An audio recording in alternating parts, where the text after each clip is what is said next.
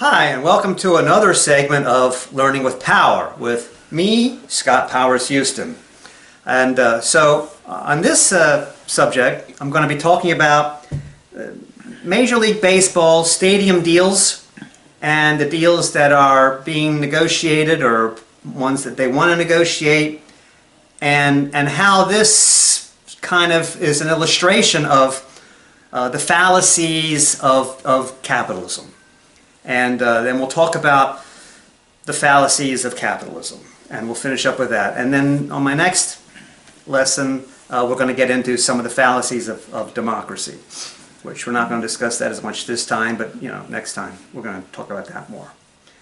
All right, and so then we're going to talk about finally what's better, because a lot of people say, "Oh, well, yeah, it's easy just to say that doesn't work, or that sucks, and that sucks. What's better? You smart aleck. You're so smart. What's better then? Come up with a better idea." I mean, people always give you that retort. They always say, like, that's the canned, that shuts most people up, right? That's the canned thing. Well, I have a better plan. I do. So this is all leading somewhere, and I do have a better plan. So I do put my money where my mouth is, and I do think about it, and I do have the solution. There you go. People just have to, listen to me. They would just listen to me, all the world's problems would be over. Anyway, I should be just declared emperor of the planet, and then everything would be fine. There would be no more problems. I don't even know if I would even want to do that.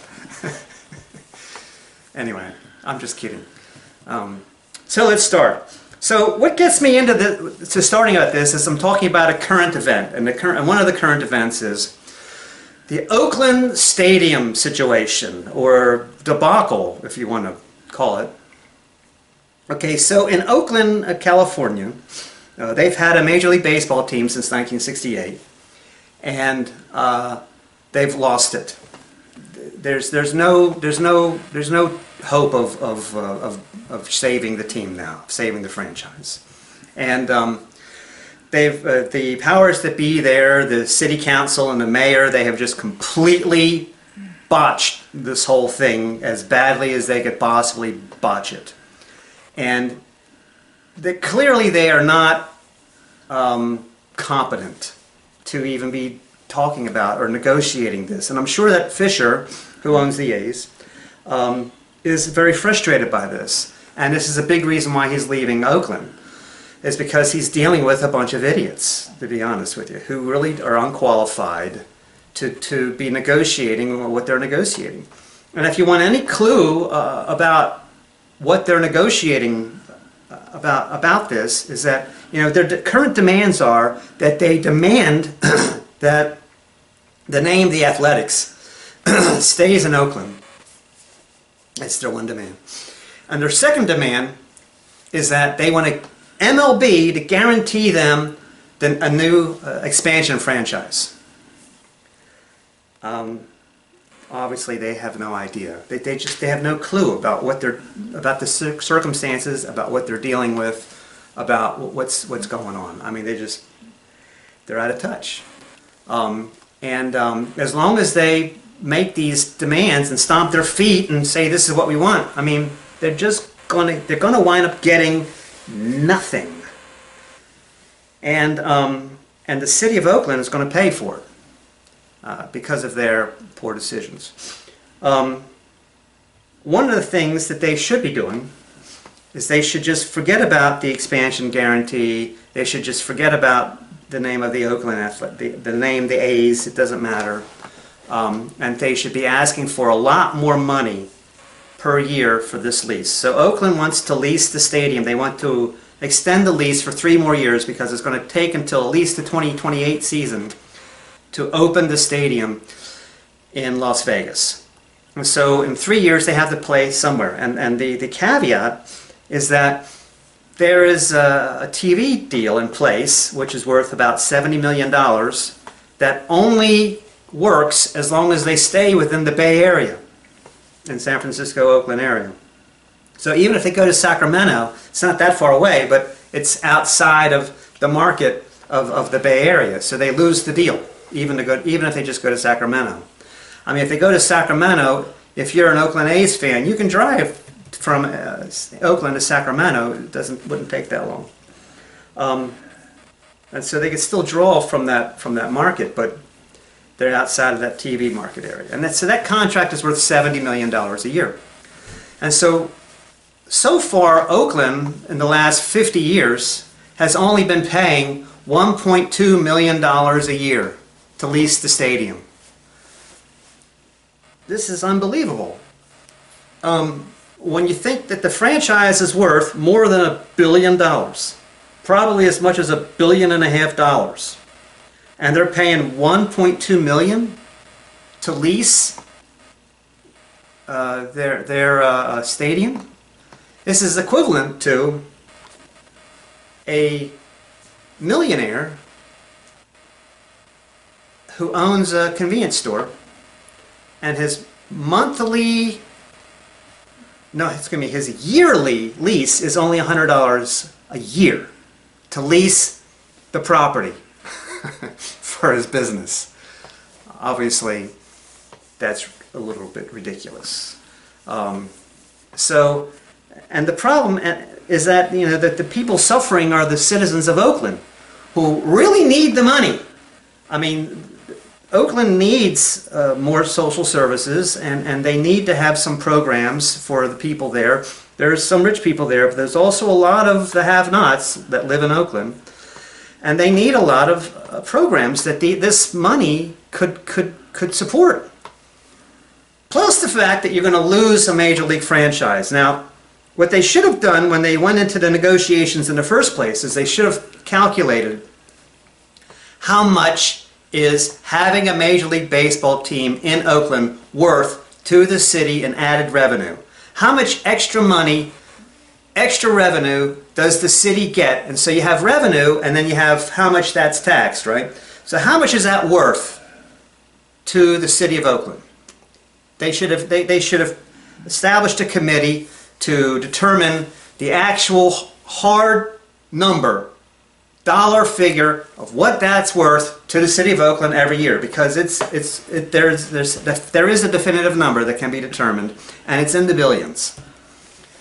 And then use that as a talking point and as a center point for how you want to take the negotiations. And so if what Oakland is demanding is going to be more than what that's worth to the city, then you can also legitimately push back, and you can say, look, I know that you think that you can hold the city hostage in order to get this new stadium done or whatever, but this is how much we've determined that your team is worth to the city. Obviously, that's a lot of money, but there's a limit, to what and you negotiate with that, and it's because it's all about money, really. That's all that really matters. Oh, we get to keep the name of the A's. It maybe feels good. Feel good, emotional things don't matter in this case, and unfortunately, you've got a lot of liberals. And most of them are women, and I don't mean to attack women, but they don't understand sports like men. They don't appreciate sports like men. Not that they don't play sports well. I mean, this Caitlin person in college basketball, she's amazing. But, and Kim Ng she's not there anymore, but she was a good general manager, obviously, with the Florida Marlins. She got them to the playoffs this year. But the thing is that, most men follow sports pretty well. Even if you're into football and basketball, you still follow a little bit of baseball in the summertime. And you have, and there's this woman. They're the exception. So mostly these liberal women legislators, they don't really understand business. They don't understand the business of sports, the business of baseball. They do not have degrees in sports marketing or sports management. Some women do. But the mayor or whatever, they don't necessarily have this kind of training or education. So I mean, they're not qualified. And you get this problem in all liberal cities. So that's why the oldest stadiums in baseball are Boston, Chicago, Los Angeles. That's not a coincidence. Los Angeles is so difficult to get a stadium deal done that for 20 years, from 1995 to 2015, there were no football teams in Los Angeles. Los Angeles, literally the largest market area in the entire country, did not have even one football team, even one representative of the most popular sport by far in all of the United States. The number one sport is like football, and baseball is actually in the middle here, unfortunately. But football is the most popular sport in America, and there was no football team at all in Los Angeles for 20 years. Why? Because they could not get a stadium deal done. That was the only reason. So there had been 2 teams in Los Angeles, and then there were no teams for 20 years, and now there's 2 teams again. And what brought the 2 teams back was, boom, SoFi Stadium. They finally got a stadium deal done. So, and it took 20 years to get it done. And who lost? The people of Los Angeles. That's who lost. And it was such a glaring void that once the floodgate opened and they got a new stadium deal, 2 teams came back, not just 1. So that shows you that obviously there should have been at least 1 or 2 teams there the whole time. And the only reason there wasn't was because of the incompetence, the gross incompetence of the city officials.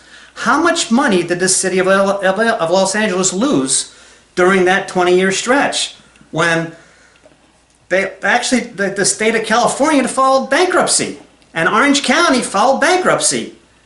So don't you think that would have been helped out if they'd had a major league team?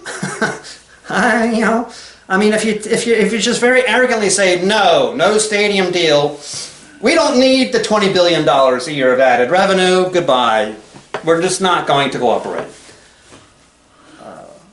The loser is the city, and so this is the problem. This is part of the problem.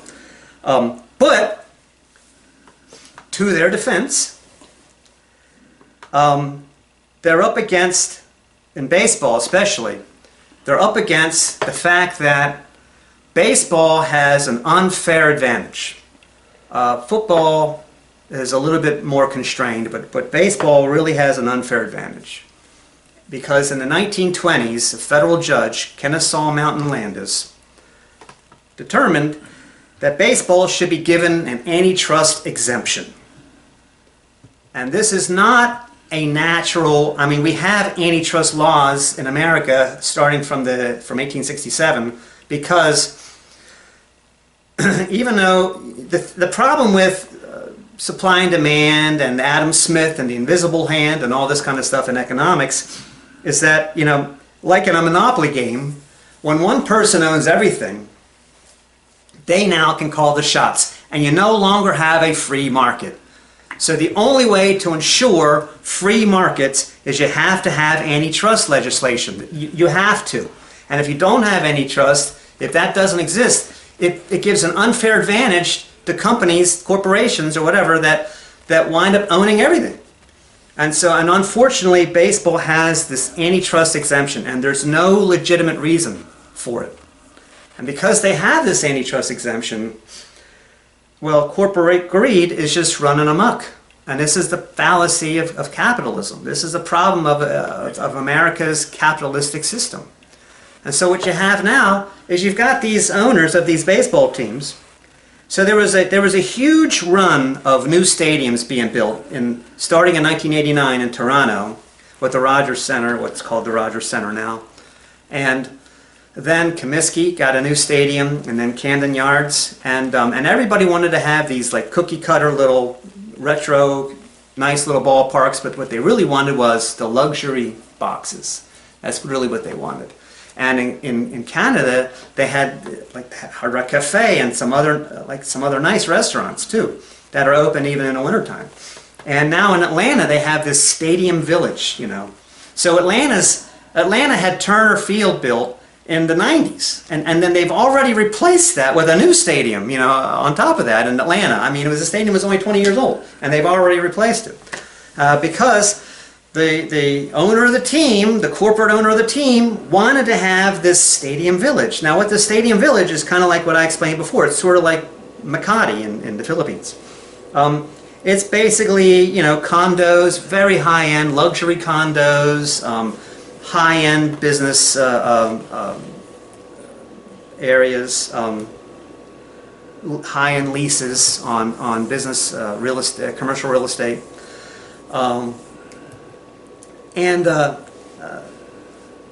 This is a boon to the owners. I mean, they're making billions of dollars on this.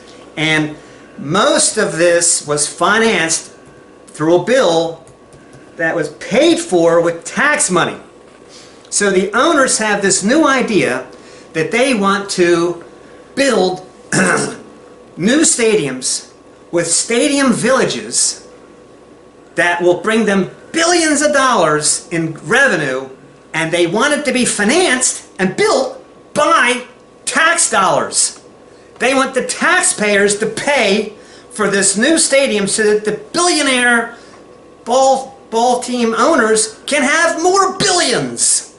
And there's no way that the average person benefits from this stadium village when they're not even allowed in. Security guards are like, no, you're the riffraff, you can't come in. I mean, they can't possibly hope to ever afford any of these apartments or condos that are in the Stadium Village. They can't even go in there to shop. I mean, they're riffraff. They're out. Sorry, you can't come in. You know, so why should they vote to approve? Why should they pay tax dollars to have that built? And so this is what you've got. And so the only protection that you have against runaway capitalism is the government.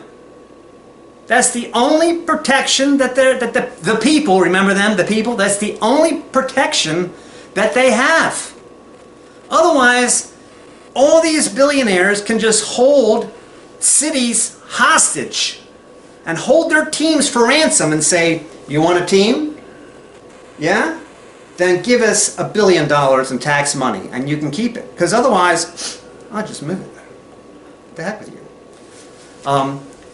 Obviously, that's not fair. And so, I mean, like I said, to their credit, the Oakland legislators are trying to protect the people and are trying to protect the interests of the people. Unfortunately, in the process of that, they've gone too far and they've lost the team and they've cost the city billions of dollars every year now in perpetuity. Because if they think that they're going to get a new franchise, there will not be another franchise in Oakland for at least 100 years. I guarantee you. Guarantee you. And now they want to talk with Manfred and MLB about getting a guarantee of a franchise. I mean, it's comically naive to even think that MLB would even care to even want to talk to them. Why should he waste his time to even do that? I mean, it's just totally ridiculous claim. And then the other claim, we want to save the city of, we want to save A's here. I guess it has to do with branding, and they want, so they do make, so they still, like let's say like the Boston Braves or the Milwaukee Braves or something like that, or or the St. Louis Browns, for example. So like St. Louis still makes some revenue from like Fanatics, who still makes like these throwback jerseys and hats and things of like the St. Louis Browns. And so they're still, because there's some branding there. And so they still get some revenue from that. And so I guess it has to do with the branding. And what they could do is say, well, you can't take the name, because I mean the name athletics has been around since the 1800s. It's actually maybe the longest lasting, the longest standing name in all of baseball. It's been in 3 different cities. It was in Philadelphia, then it was in Kansas City, then it was in Oakland, now it's going to go to Las Vegas. But to claim the name is ridiculous. But I do understand the branding aspect. So what they could do is they could say, okay, well, the uniforms in Philadelphia had one look to it, and then the uniforms in Kansas City had a completely different, unique look to it. And then the uniforms in Oakland, Charlie Finley had a whole new radical. They were like these pastel-looking, bright yellow, bright green uniforms. And you could say, okay, this logo of the A's with the bright green hat and the yellow brim and the bright green and yellow jerseys, that is only going to be an Oakland thing. So if you go to Las Vegas, you're going to need to change the uniforms again. That's a demand that they could make, and that's something that the A's could do, and probably the city of Los Angeles, or the city of Las Vegas would want to do, because every city wants to have their own identity. They don't want to have the same team. Now, where there was an exception to that was with the Baltimore Colts. So the Baltimore Colts were moved in 1983 to Indianapolis. And they became the Indianapolis Colts with the same logo and the same uniform. And so if you wear a hat that has the Colts logo on it, they'll go, oh yeah, Indy. No, Baltimore. Well, there's nothing to distinguish it as being Baltimore anymore. And so Baltimore doesn't get any of this revenue at all. They lost totally. And that was a problem. That was a problem. But then again, they weren't in a negotiating position with Irsay. He just upped and moved the team overnight. But with Oakland, they are negotiating. So that is something, it's called branding. That is something that they could try to retain, is just the color theme and the logo. You could trademark that and say that belongs to Oakland. That's a legitimate thing. But what they're really missing about, though, is they should say, look, okay, you want to extend the lease here because not only would it just be easier, but it's also worth $70 million a year to you in added TV revenue. So instead of paying $1.2 million a year for the lease on the stadium, which is what you've been paying, how about you pay, I don't know, $15 million for the next 3 years? And so Oakland would have to say, okay, geez, that means instead of $70 million, we're going to get $55 million. But if they went to Utah or they went to Sacramento or whatever, I mean, what's their deal going to be there? What is the television network? What's the television deal going to be in those television/streaming package, whatever? What's the media deal going to be like in those places?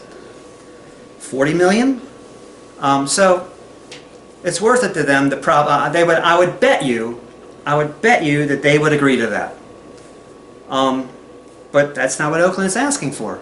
And so this would be like an extra $40+ million of revenue that Oakland could add to its coffers over the next 3 years that they're not even asking for. If that's all they asked for, I'm sure they would get it. If that's all they asked for, that would not be unreasonable. It would be totally reasonable, because we're talking about business, dollars and cents. It's worth $70 million to you to stay in Oakland? All right, well, we want 15 of that. That's fair. That's a legitimate claim. That's a legitimate demand. That's negotiating. If that's what they were doing, Fisher, I'm sure, would say, oh, okay, well, 15. How about 12? That's 10 times more than we've been paying, or something like that. I mean, you can negotiate. That would be a lot more possible to resolve. But when they make these unreasonable, ridiculous demands, it's not possible. And so this problem is not just happening in Oakland. It's now happening in Chicago.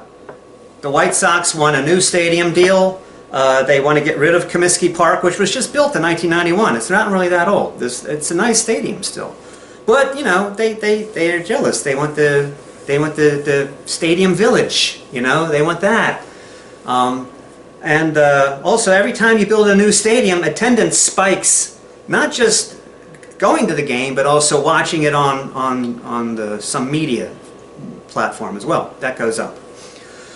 You've also got Arizona now is demanding this. They want to replace their stadium, and their stadium was built in like 1999. And it's too old. We want to get rid of it. I mean, it's just greed. It's just, this is unbridled capitalism. And the thing is that, MLB has antitrust, and that they have the ability to hold these cities hostages and say, we demand that the people, tax dollars, fund our new building project that's going to make us tons of money. And we want you to build it for us. That's not fair. So most cities like Chicago, they're saying, well, we'll cooperate, but they're going to have to put, the guy actually said, some skin in the game. That means some money. But this is a man. And of course he's talking money, and that's a legitimate request, right? He's trying to protect the taxpayers of Chicago, but also understands that because of unbridled capitalism that exists in America, there's not a lot he really can do. There's really not a lot of defense that the people have anymore against corporations. It's all been taken away.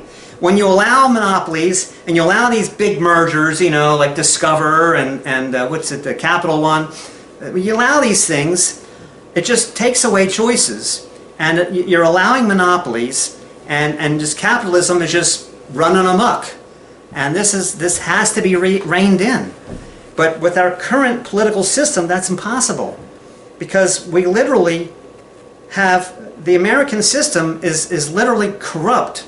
And it is the definition, in fact, of the word corruption. It is pay for legislation. It's direct. It's directly a corruption. That the whole lobbying, the whole lobbyists, the whole concept is all about corruption. And frankly, the fathers that were the fathers of the government that crafted it in 1787 had no idea that this could happen, because they could not predict the Industrial Revolution and things like that. And they came up with a very good system for 1787. But for 2024, go figure, in 250 years, it got out of date. It's not the best system anymore. I don't understand. How could a system not work anymore in 200 years? I don't know. It needs to be replaced. Anyway, so we're on that. So the problem with capitalism is that you cannot rein it in. Okay. I talked about this before when we talked about communism. What the Soviets try to do.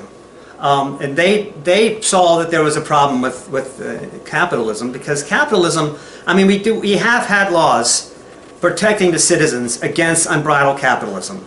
In the late 1800s, we had children who were 8 or 9 years old working in sweatshops that were very unsafe. And we had incidents of some industrial accident, and some 9-year-old loses his thumb or something like that. This was commonplace happening until finally we got child labor laws. We had laws demanding safety in the workplace. We had laws restricting how many hours you could make people work, and especially children. And in fact, we pretty much got rid of child labor altogether eventually. And all of these laws are liberal, socialist laws. But they were all necessary, because all of these laws were designed to protect the people from unbridled capitalism.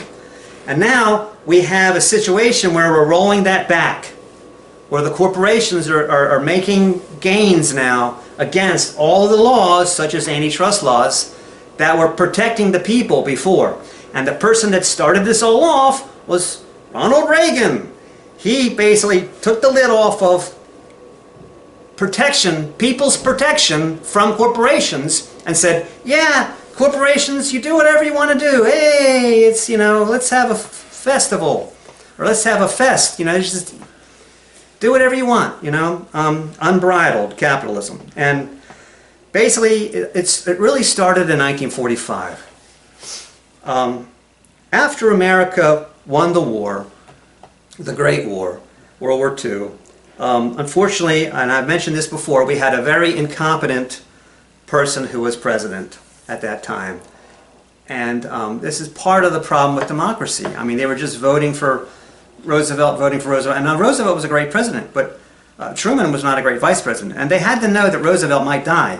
Just like today, people have got to think that Biden might not be able to make it to the end of his term. I mean, he's going to be 87 years old by the end of his term. People die at that age, you know what I mean? And if not, they get dementia or whatever, you know, it happens. I mean, when you're 85 years old, you don't work as well anymore. I mean, it's crazy. And so they vote for Roosevelt, and he's got this completely country bumpkin, incompetent idiot as his vice president, who wins re-election, by the way, Truman. And Truman basically allows this to happen. So once America won the Great War, a new war began.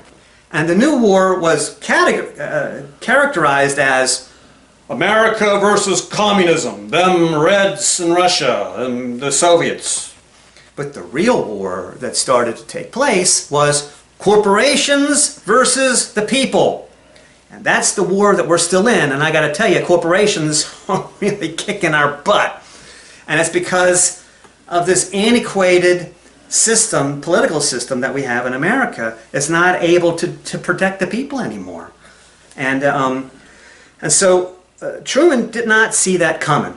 And he basically allowed this to happen. And he had one vehicle that he could have really held on to that was handed to him by Roosevelt, that if he would have stuck to his guns and demanded that this be enacted, which was called the New Bill of Rights. So in 1944, in the presidential speech, Roosevelt proposed a new Bill of Rights, a new Bill of Rights for people, where people were guaranteed to a reasonable income.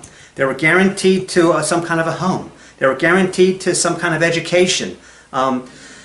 Rights. He wanted to give these to the people as rights.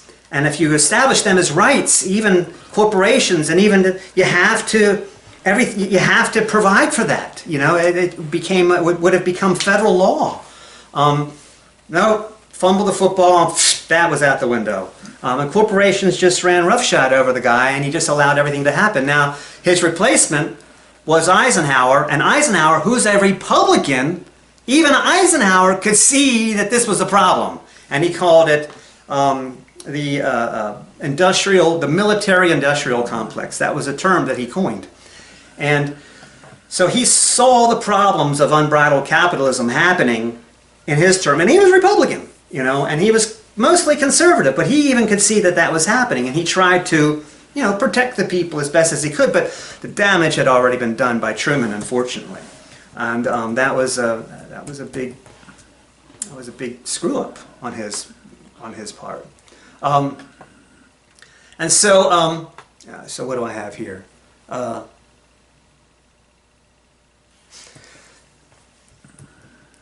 So here's the thing. Socialism and capitalism are not diametrically opposed. This is the narrative that's being pushed now by corporations onto unsuspecting, ignorant Republicans who don't understand what socialism is. And they look at socialism as being the same thing as like Soviet communism.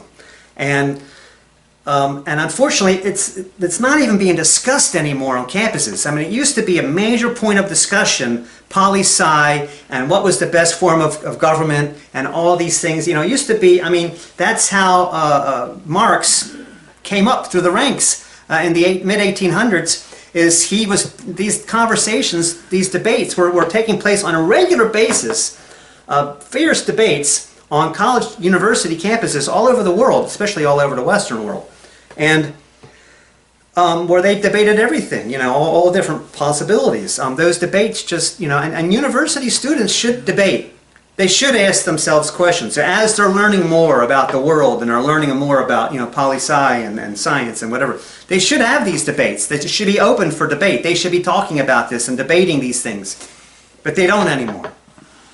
Now they only care what's on their iPhone, and they only care what their iPhone tells them to do, and taking care of daily their daily tasks according to what their iPhone says. And there's no more discussion. This is another victory won by the corporations. This is, of course, what they want. But in actuality, socialism and capitalism are not opposites. They can exist together, hand in hand. And they need to. And in fact, they already do. I mean, we already have that system in America, actually. And they have that system in Europe, and it works well. And they have that system in Australia, and it works well there. They even, to some degree, have that system in China.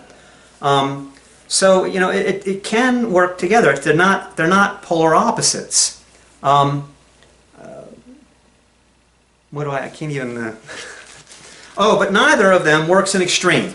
So if you have extreme socialism or you have extreme capitalism, that doesn't work. And so all of these labor laws that we have, anything like that, is all done to rein, antitrust laws, is all done to rein in unbridled capitalism, because you have to do that to a certain point. You have to do that. You have to rein in unbridled capitalism. It has to be controlled. All things in moderation. You can't just let things run roughshod. But of course the corporations, they don't want controls.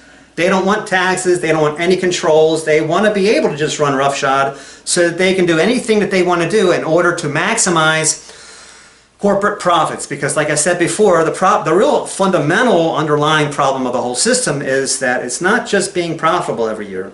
They actually have to somehow show growth year to year. They have to show growth.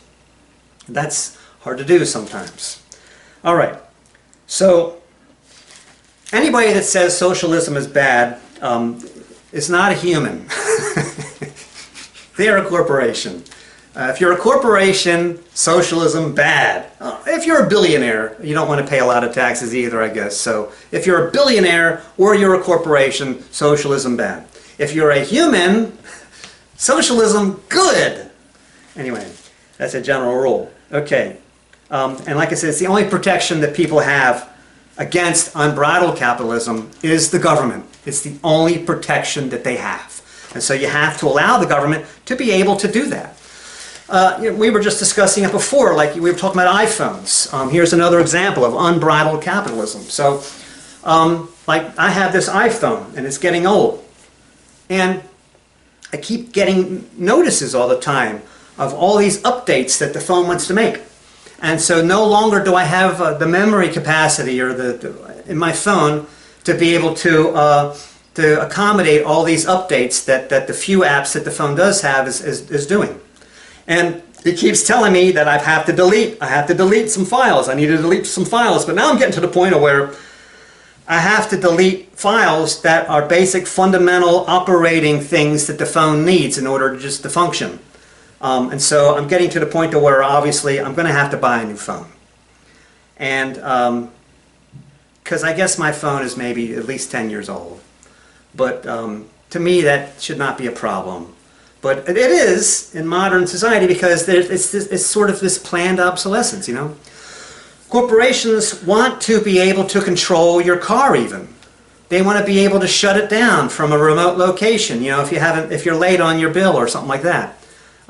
They don't want you to be able to work on your car, so they're putting everything as being sealed and all of these systems are being sealed, and if you take that off, you break the latch or whatever, then they know that you've worked on your own car and it avoids any kind of warranty that you have.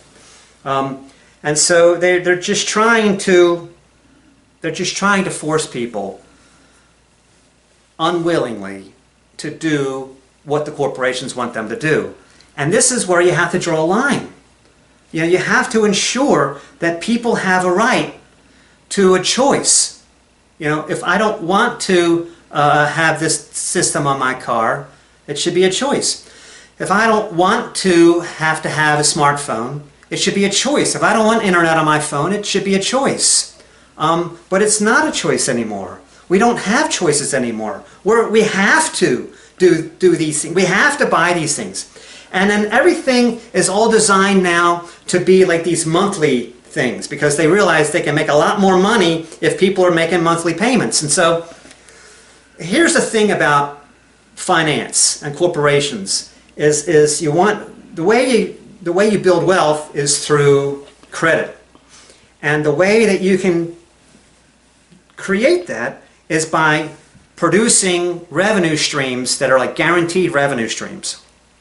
And so if you're a company and you have X number, a million subscribers, and each subscriber is paying $19.99 for your app or whatever, that is guaranteed receivables every month. You can take that straight to a bank and you can almost get a loan like dollar for dollar on those kinds of revenue streams.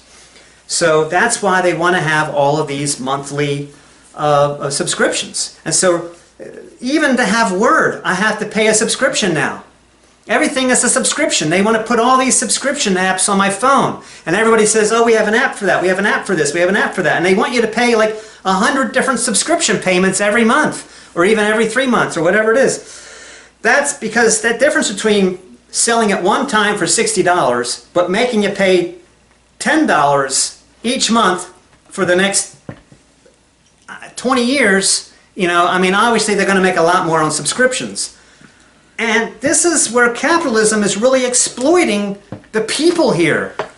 You know, we're getting pushed to the point where we can't avoid paying subscriptions anymore. And we're getting forced into it. We're getting to the point to where, and that's what medication's all about. You have to, that's why America is the most over-medicated country in the world. I mean, they're prescribing pills for everything. Everybody is taking like 10 pills a day for whatever. And you take 2 pills, and you got to take 2 pills to counteract the side effects that the 2 pills that you're taking give you. If you took no pills at all, like me, I'm going to be 60. I take nothing. Nothing. No medication at all. Zippity-doo-dah, zero. I pay nothing. People are shocked by this because the minute you start messing with things, it creates other problems. And it's not as if I'm 100% perfect and I couldn't take medication for this or that, but I just know that the side effects, the cure can be worse than the illness, and so you have to weigh that in. But we're pushed with medications, and every time I talk to a doctor, they always give me 3 prescriptions. I feel them, but I never take them because I found that I don't really need to for the most part. But that's part of our culture, Other countries don't do this. Other countries don't load you up with prescription medicine all the time. But they want you, the pharmacy companies, they want you to take this medicine, and so they, to counteract acid reflux, you just have to, we'll prescribe you this pill, you take this every day for the rest of your life. And then you'll have no problems. I'm like, ooh, no, I'm not going to do that. I'm going to find another solution to curb it somehow that doesn't require me having to buy a pill every single day. I'm not going to do that, and I'm not going to do that to my body either. But this is just another example of where, we've got insurance. We've got no-fault states that have mandatory insurance requirement. So you have to have insurance on your car, and it's a no-fault state. So there's an accident, and liability insurance isn't necessary because it's a no-fault. So we have to pay every month insurance, but there's no way that we could use the insurance. Okay, how does that benefit the people at all? I see how it benefits the corporations, but how does that doesn't make even logical sense. And people vote for these things. Yeah, that's okay, yeah, no problem. If you look at shopping centers, one of the things that I noticed when I came back from Asia is that, even in China, all over, you've got mom and pop shops everywhere. There's always mom and pop shops all everywhere. Now in America, you look at all the shopping plazas in America, and they're all corporations. Every store, every single one that's in the mall, that's in the shopping center or whatever, is a corporation. It's all corporations. You drive down a main street, it's corporation, corporation, corporation, big corporation, multinational corporation, corporation, corporation. There's no more private enterprise. It's gone. Corporations have won.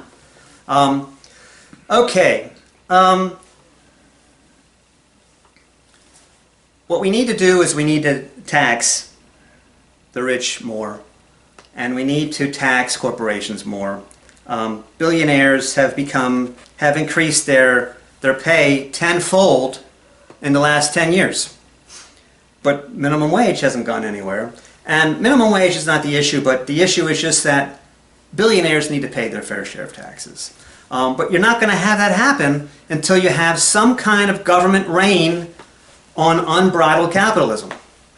Okay, I think I've said enough, and I'm about out of time. So I'm going to wrap it up and say, please look at our, please like, share, subscribe, and stay tuned for our next episode where I'm going to talk about the fallacies of democracy, and I'm also going to introduce what the solutions can be. Okay, so we'll see you next time. Thank you very much for watching Learning with Power. Thank you very much. Bye.